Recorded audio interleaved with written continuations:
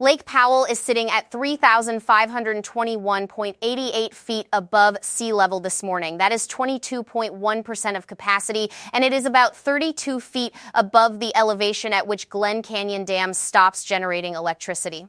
Last month, the reservoir received 2% of its average monthly inflow. 2%. And the Bureau of Reclamation's own April projection warned the lake could fall below minimum power pool by August of this year without major intervention. It is August. Today is Sunday, August 2nd, 2026. Here is the scale of what sits behind that number. Lake Powell is the second largest reservoir in the United States with a maximum storage capacity of 24,320,000 acre-feet. A figure last reached in 1983. It is holding roughly a fifth of that now. The reservoir has fallen 3.50 feet in the past 30 days, and it is sitting about 3 feet above the record low set in April 2023. Glen Canyon Dam supplies electricity to approximately 5 million people across Arizona, Colorado, Nevada, New Mexico, Utah, and Wyoming. And the water year 2026 forecast from the Colorado Basin River Forecast Center puts most probable unregulated inflow at 3,500,000 acre-feet, 36% of average, with the minimum probable scenario at 2,780,000 acre-feet, 29% of average, and among the lowest ever recorded. Now I need to be precise about something before we go any further, because it determines the honest answer to the question in the title. Almost nobody drinks Lake Powell. Lake Mead downstream is a municipal water source. Las Vegas takes 90% of its supply straight out of it. Lake Powell is not that. Lake Powell is a bank. It exists to store Upper Basin water and to release it downstream on a schedule, to meet a legal delivery obligation, and to spin 8 turbines on the way past. There is no major city with a straw in it. So when people ask which cities lose water if Lake Powell dies, the answer is not a list of towns around the shoreline. It is a list of cities several hundred miles downstream who lose water because Lake Powell stops sending it to the reservoir they actually drink from. Powell does not supply those cities. Powell supplies Lake Mead, and Lake Mead supplies them. That is a chain, not a tap, and understanding the chain is the whole thing. So let me take it in order. First, what the reservoir actually does and the 3 elevations that matter. Then the failure that is far closer than dead pool and which almost nobody talks about. Then the 10 cities counted down. And at the end, the community whose entire existence is this reservoir and which appears on nobody's list. Let's start with what Glen Canyon Dam is for. The dam was completed in the 1960s across Glen Canyon on the Colorado River, just above the Arizona-Utah line and just above a point on the river called Lee Ferry. That location is not an accident. Lee Ferry is the dividing line established by the Colorado River Compact of 1922, which split the basin in half: Colorado, Wyoming, Utah, and New Mexico above it, and Nevada, Arizona, and California below it, and apportioned 7,500,000 acre-feet a year to each half. The Upper Basin has an obligation to deliver water past that line. Lake Powell is the mechanism by which they meet it. In wet years, the reservoir fills, banking surplus. In dry years, it draws down, releasing stored water so the delivery still happens even when the snowpack fails. That is job 1, storage and delivery. Job 2 is power. 8 hydroelectric turbines sit in a powerhouse at the base of the dam, and the electricity they generate is sold across 6 states through the federal power marketing system, reaching roughly 5 million people. Now, the 3 elevations. Full pool is 3,700 feet. The reservoir has not been there since 1983. Minimum power pool is 3,490 feet. This is the elevation below which Glen Canyon Dam can no longer safely generate hydroelectricity. And the reason is mechanical rather than legal, which makes it more absolute than most thresholds in this system. As the water surface approaches the intakes, the flow begins to draw air down with it, forming vortices, spirals of air pulled into the penstocks. Air entering a turbine designed for water causes cavitation and severe mechanical damage. So the dam does not gradually produce less power as the lake drops. At a certain point, it has to be shut down to protect the equipment. Lake Powell is 88 feet above that line this morning. Dead pool is 3,370 feet. That is the elevation below which water can no longer pass through the dam's primary outlet works by gravity at all. At that point, roughly 240 feet of water would remain trapped at the bottom of the canyon, physically present and completely unavailable to the 25 million people downstream who depend on the river. The lake sits about 152 feet above it, so dead pool is a long way off. Minimum power pool is 32 feet away, and the reservoir dropped 3.5 feet in the last month. Which brings me to the failure that is actually imminent, and this is the part I most want you to understand, because it does not fit the shape people expect. The Bureau of Reclamation stated plainly in its April analysis, if Glen Canyon Dam declines below 3,490 feet, water releases would be made only through the river outlet works. Those are the bypass tubes, a set of pipes that run through the dam below the power intakes, designed originally for flood control and emergency release rather than for sustained daily operation. Reclamation's own language about what that means is worth hearing carefully. The agency described it as potentially causing operational issues, uncertainty for users, downstream impacts, instability in regional power and water supplies, and a reduction in power generation. That is a federal agency in a public document, listing instability in regional water and power supplies as a consequence of an event it projected might happen this month. And it is worth being clear about what it is and is not. Below 3,490 feet, water still goes downstream. Lake Mead still gets filled. The lower basin still receives deliveries. What stops is the electricity. And what becomes uncertain is whether infrastructure built for occasional use can carry the full river every day indefinitely without something going wrong. So the honest framing of the near-term risk is this. The water crisis at Lake Powell is a slow problem measured in years. The power crisis is a fast problem measured in feet, and there are 32 of them left. There is one more piece of history worth knowing here, because it explains why Lake Powell exists at all and why its condition is so contested. Glen Canyon Dam was authorized under the Colorado River Storage Project Act in 1956, and its purpose was explicitly to give the Upper Basin the ability to meet its delivery obligation without shutting off its own users in dry years. Before Powell, a bad snowpack in Colorado meant the Upper Basin either sent water downstream or served its own farms. It could not do both. The reservoir was the answer to that problem. It let the Upper Basin bank wet years against dry ones, which is why the Upper Basin states regard Lake Powell's storage as theirs in a way the Lower Basin does not accept.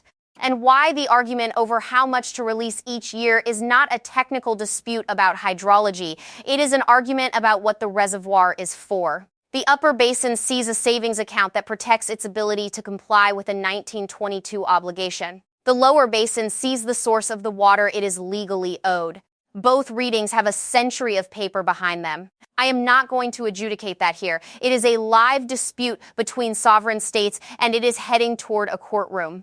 But you cannot understand why the release volume was cut from 7,480,000 acre-feet to 6 million this year without understanding that the number is contested, not calculated. Now, before the countdown, a word to those of you watching from outside the basin, from Ohio, Georgia, the Carolinas, because this reaches you. Food first. Colorado River water irrigates the farmland, producing the overwhelming majority of North America's winter leafy greens. In California's Imperial Valley and around Yuma, Arizona, reductions there arrive on your receipt in January, not on empty shelves. Power second, and this one is more direct than most people realize.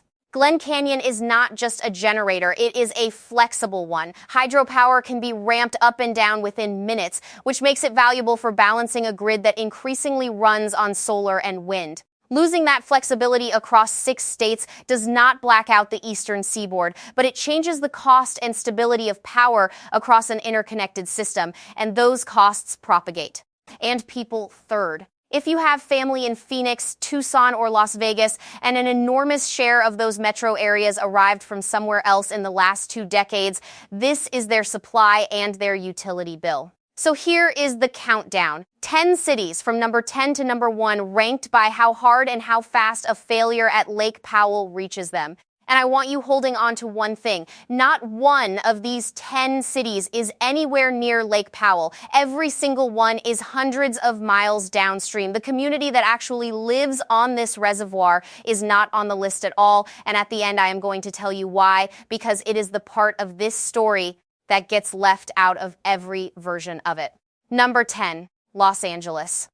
Los Angeles receives Colorado River water through the Metropolitan Water District, which draws it from Lake Havasu behind Parker Dam via the Colorado River Aqueduct. That is far downstream, below Lake Powell, below Lake Mead, below Hoover Dam. Los Angeles is at number 10 for two reasons. California holds the most senior rights in the lower basin and takes no mandatory reduction under the current shortage tiers. Under Tier 1 and Tier 2 alike, California's required cut is 0, while Arizona gives up hundreds of thousands of acre-feet. And Southern California draws from the State Water Project out of Northern California as well, giving it an alternative source that Arizona's canal-fed suburbs simply do not have. A failure at Lake Powell reaches Los Angeles last, and it reaches it as cost and as risk rather than as scarcity.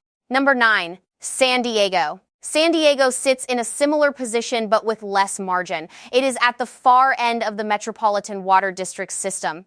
It has historically been more dependent on imported water than almost any large American city, and it has spent heavily on alternatives, most visibly the Carlsbad desalination plant, precisely because that dependence was understood to be a vulnerability. San Diego's exposure to Lake Powell is real but indirect and slow, and the city has been buying its way out of it for 2 decades. Number 8, Las Vegas. Las Vegas draws roughly 90% of its water directly from Lake Mead, which makes it look catastrophically exposed to anything happening upstream. It is not, and the reason is worth understanding. Southern Nevada takes its water out of Lake Mead itself above Hoover Dam, unlike every other major municipal user in the lower basin, all of whom take delivery below the dam. And starting in 2008, Southern Nevada built intake number 3, the project everyone calls the third straw, paired with a low lake level pumping station. The intake sits at roughly 860 feet, with the pumping station able to draw down to around 875. Dead pool at Hoover Dam is 895. Southern Nevada is also using far less than its entitlement.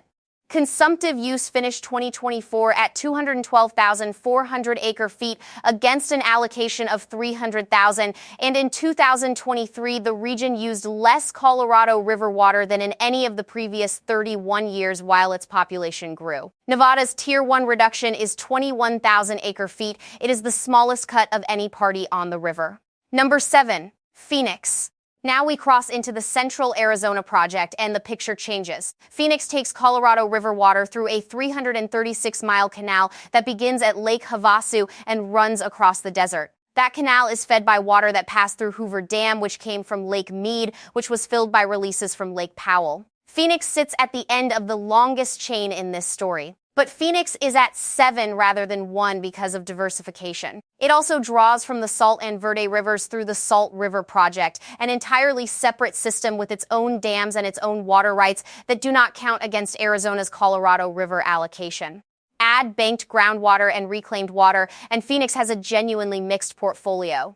Arizona water officials have been direct that Metro Phoenix does not rely entirely on the Colorado River and will most likely keep taps running through the reductions now being negotiated. What changes is cost. Recovering banked groundwater and moving water between systems is more expensive than gravity delivery through a canal. One more note on Phoenix before we move on, because it applies to every Arizona city below it on this list. Arizona built the legal machinery for this in 1980 with the Groundwater Management Act, which created active management areas covering Phoenix, Tucson, Prescott, and the Pinal Farming region with a stated goal of safe yield, putting as much water back into the aquifer as is pumped out of it. That law is why the Arizona cities on this countdown have a savings account at all. Groundwater banking works like this. In years when surface water is available, a city takes more than it immediately needs and puts the surplus into the ground, either spreading it in shallow basins to percolate down or injecting it through wells. Underground water does not evaporate. It cannot be claimed by a downstream state.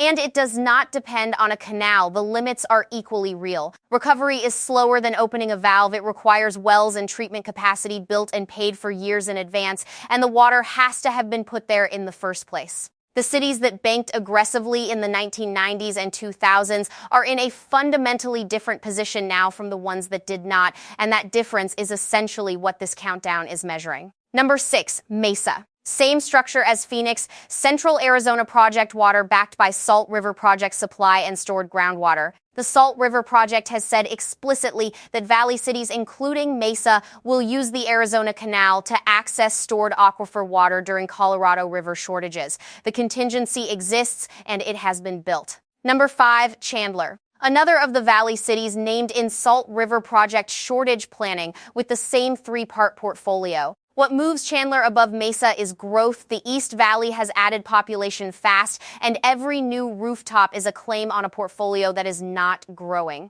Number 4, Peoria. Here the list gets more serious, and the pattern that governs the rest of this countdown emerges clearly. The Northwest Valley cities Peoria, and alongside it Surprise, Goodyear, and Buckeye, sit further from the Salt River Project's historic service area. Their Salt and Verde River access is thinner, which means the canal from Lake Havasu carries proportionally more of their supply. That is the rule across all of central Arizona. The older the community and the closer it sits to the historic Salt River Valley, the better protected it is. The newer the development and the further out on the edge, the more it depends on a canal fed by a reservoir that is fed by another reservoir that received 2% of its average inflow last month. Number 3, Scottsdale. Scottsdale draws about 70% of its water from the Colorado River, roughly 2/3 of it through the Central Arizona Project, treated at the city's own plant in North Scottsdale on an allocation of around 81,000 acre-feet. And recent analysis of valley water portfolios found something that puts Scottsdale this high. It uses more total water than Anthem, Apache Junction, and Cave Creek combined, 3 communities that are more dependent in percentage terms but far smaller in volume. 70% exposure at that scale of consumption is a different problem from 90% exposure at a fraction of the volume. Number 2, Tucson. Tucson is the most Colorado River dependent large city in the United States and simultaneously one of the best prepared, which is why it sits at 2 rather than 1. Tucson's Central Arizona Project aqueduct was completed in 1993. Before that, according to Tucson Water's own director, the city ran solely on groundwater, and it had pumped so hard through the 20th century that springs dried up, the Santa Cruz River stopped flowing, and the land subsided in places. The city bought Avra Valley farmland in the 1960s and 70s specifically to retire the water rights and stop the pumping. Tucson's allocation runs to a little under 145,000 acre-feet a year. Under the range of post-2026 proposals, Tucson Water could lose as little as 6% or as much as nearly 85% of its Colorado River-based drinking supply, depending on how deep the overall lower basin cut turns out to be. What keeps Tucson off the top spot is 30 years of deliberate recharge. Rather than delivering all its canal water straight to taps, the city has been putting much of it back into the aquifer through recharge basins, including a 226-acre recovery site in the southern Avra Valley. Combined with the native aquifer, that stored water amounts to something on the order of 47 years of supply at current use. That is not a solution. Buffers drain. But it means Tucson could lose most of its delivery and keep functioning while it works the problem. Number 1, Anthem. Anthem relies on Colorado River water for 100% of its supply, all of it. There is no Salt River Project allocation and no meaningful alternative surface source, a master-planned community built in the 1990s on the assumption that the canal would deliver. Sitting at the end of a chain that begins with snowfall in the Rocky Mountains, passes through Lake Powell, passes through Lake Mead, passes through Hoover Dam, and arrives 336 miles later. Just behind it sit Apache Junction, close to 100% dependent, and Cave Creek at 90%, under the framework now pending before the federal government. Cities taking Central Arizona Project water would face cuts of about 14% in 2027 and 2028. That is manageable. But Central Arizona Project officials have said publicly that among the alternatives federal modelers examined, one would cut virtually all Central Arizona Project deliveries to Arizona, and 2 others would cut them by 77 and 82%. A 90% cut to a community that is 100% dependent is a different category of event. And the reason Arizona sits at the bottom of this priority order is a single agreement from 1968. To get the Central Arizona Project canal authorized, Arizona had to accept that its canal water would be junior in priority to California's Colorado River deliveries permanently. Under federal law, those junior rights must be reduced before California's older rights are touched at all. That is why Arizona gives up 512,000 acre-feet under the current Tier 1 shortage, and California gives up nothing. Now let me come back to the thing I promised you, because there is a community missing from that list, and it should not be. Page, Arizona did not exist before Glen Canyon Dam. It was built in the 1950s as a construction camp to house the workers building it on land acquired from the Navajo Nation, and it became a town because the dam became permanent. Its economy since has rested on two things: the dam itself and the reservoir behind it. Lake Powell is one of the most visited recreation destinations in the American Southwest, and Page is the town at its edge. The marinas, the outfitters, the hotels, the tour operators, and Page has already lived through one version of this. The Navajo Generating Station, a coal-fired plant just outside town that was for decades among the largest in the West and a major employer for Page and for the neighboring Navajo community of Lachey, shut down in 2019. The town absorbed that. So when Lake Powell drops, Page does not experience it as a water shortage. It experiences it as boat ramps closing. 12 launch ramps ring that reservoir, and as the surface falls, they go out of service one by one, each closure removing access to the lake and the visitors that access brings. I want to be careful here, because it is easy to make this sound like a smaller problem than the water supply of a metropolitan area, and in raw numbers it is. But it is the only community in this entire story whose existence is the reservoir rather than the water in it. Every city I counted down loses a percentage of a portfolio. Page loses the reason it is there. And there is a second thing about the reservoir itself that most coverage skips. As Lake Powell drops, it does not simply hold less water, it holds it differently. Glen Canyon is a narrow, deep canyon system with enormous side canyons, and as the surface falls, the lake fragments. Arms that were open water become disconnected. Sediment that the Colorado River has been depositing at the upstream end since 1963 becomes exposed, and that sediment is a permanent subtraction from storage capacity. The reservoir's maximum will never again be what it was when it was measured. The other consequence is evaporation, and it runs both ways. A large reservoir surface in desert heat loses an enormous volume every year to the air. Water that never reaches a turbine, a farm, or a tap. As the lake shrinks, its surface area shrinks with it, so those losses fall. A declining reservoir becomes marginally more efficient at holding what little it has left. It is one of the few pieces of arithmetic in this system that works in the basin's favor, and it is nowhere near enough to matter.